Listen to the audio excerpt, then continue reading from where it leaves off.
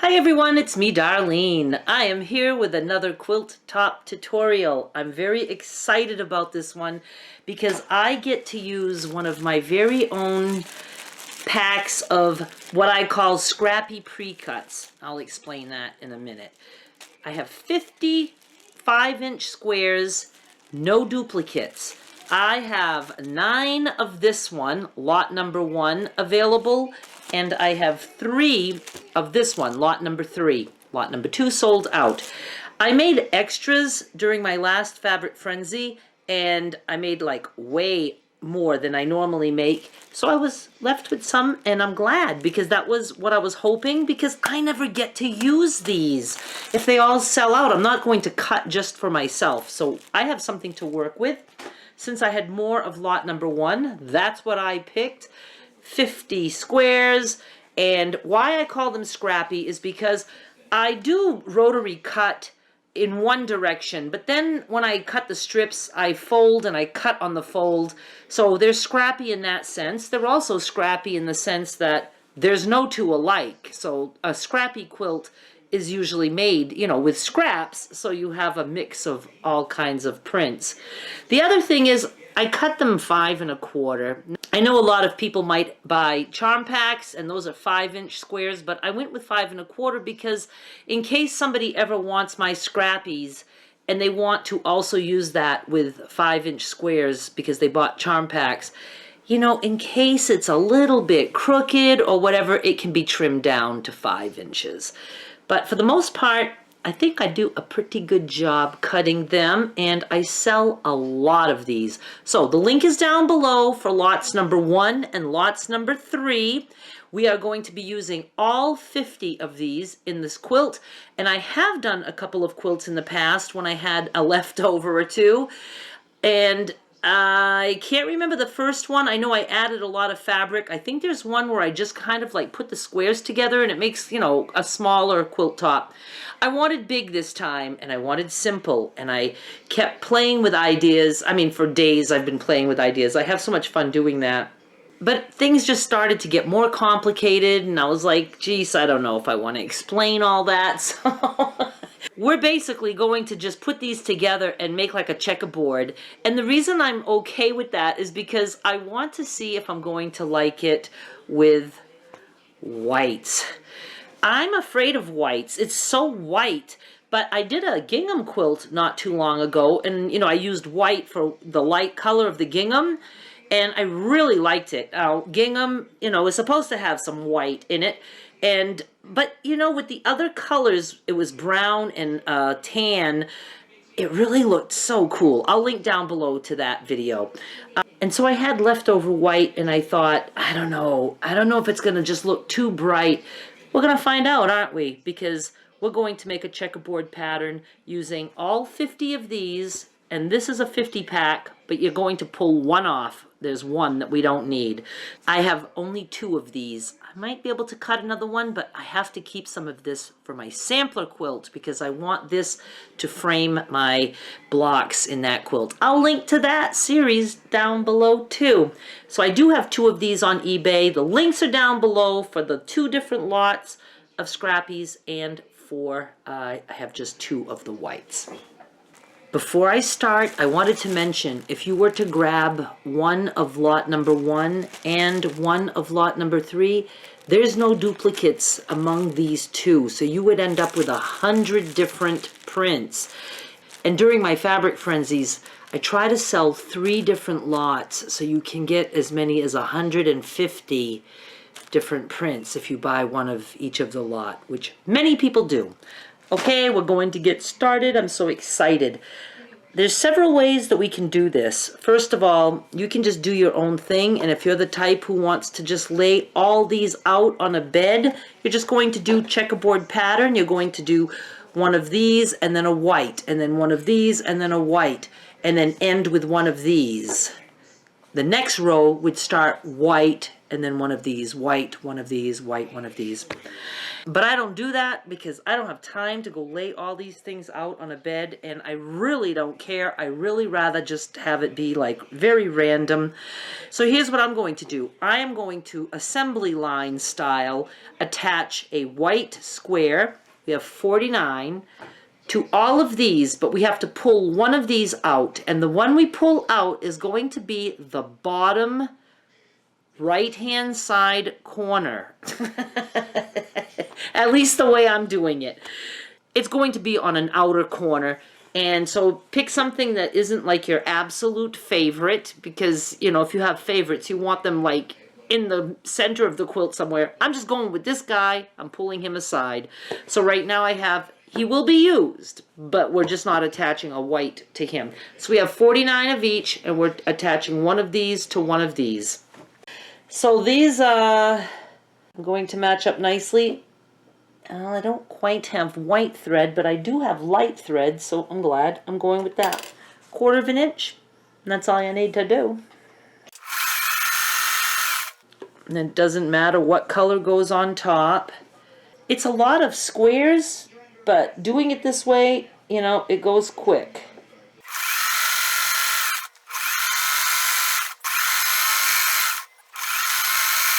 And since I don't want them just in a pile on the floor, I'm going to just snip that and put that aside.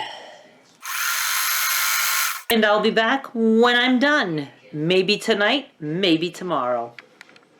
That did not take me long at all. I mean, it's only been like 45 minutes, and I actually got up for something, and then I had to wind some bobbin thread, and I got it all done. So what I'm doing now is I'm not pressing with the iron, but I did not finger press as I went. So I have my stack, well, I've got most of it finger pressed. I just stacked them all with the print on top as my sewn edge, and what I'm doing is I'm just taking one, laying it down, pushing the printed piece down and finger pressing. So I'm finger pressing away from the white so that the seam is going to be against the colored piece. And I just sat here and did that for a little bit, and I only have a couple left. And now we are going to start putting these together in 4 patches. I've decided I'm going to go with a 4 patch. And I think we only need to make 24 patches, and then there's going to be some pieces that will just go, like there's one weird bottom row and one weird side row that doesn't get put into a 4 patch. So I'm pretty sure it's 20, and I will let you know. So I'm just going to take 2, any 2. See, I have a whole stack here. They're all put together. Don't lose the stray guy that comes in at the end. And I'm just not going to be fussy about prints, and we're going to do it in this direction where we have print white and then white print, and we're going to put those together like that, and we're going to try to match up our intersections and go from there. And I'm going to try to keep my seams going in the direction they're supposed to be in. They will be nesting since we pressed away from the white on all of them.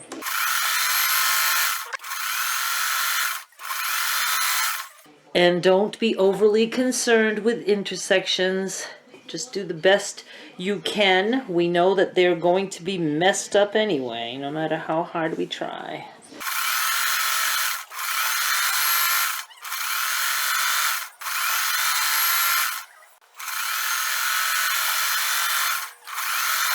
And I will snip these, and then I will just keep going.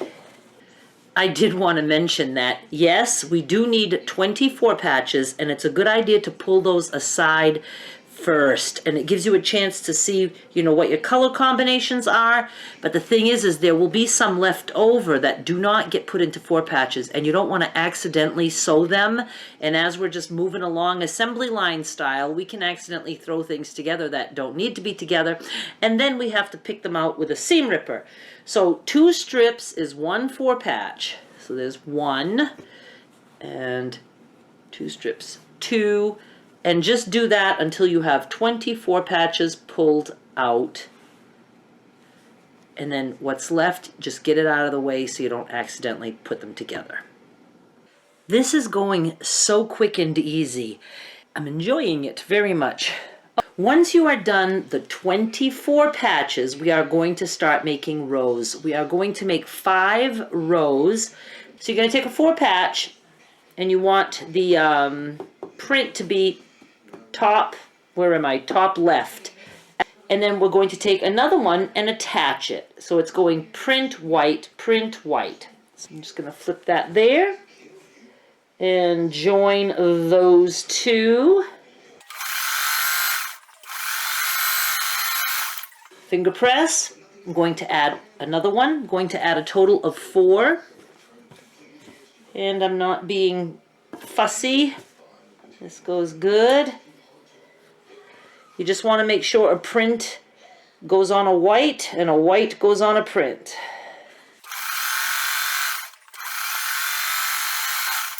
Boy, I am getting so good at accidentally creating fine looking intersections. I mean, look at that. And I'm like barely even trying. It gets to the point where you just naturally get good at something.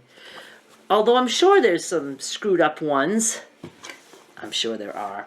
Okay, 1, 2, 3. I need one more 4 patch here. Ooh.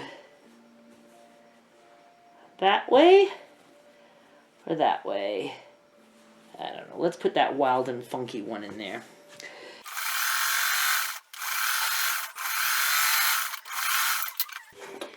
Now I have 4 patches sewn together. 1, 2, 3, 4. At the end, we're going to put one of these guys that did not get turned into a 4 patch. We need that on the end. And obviously, you're going to put the print next to the white.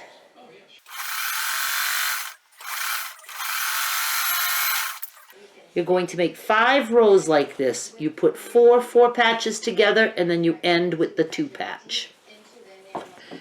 Once you have all your 5 rows made with the 4 patches and then the 2 patch on the end, it is time to make your bottom row. And this one is made up with just these 2 patches, and it's just going to be print white, print white, print white, print white. We have 4 of them left, and then we have this little guy that we're going to stick on the end. So I'm just going to sew them together.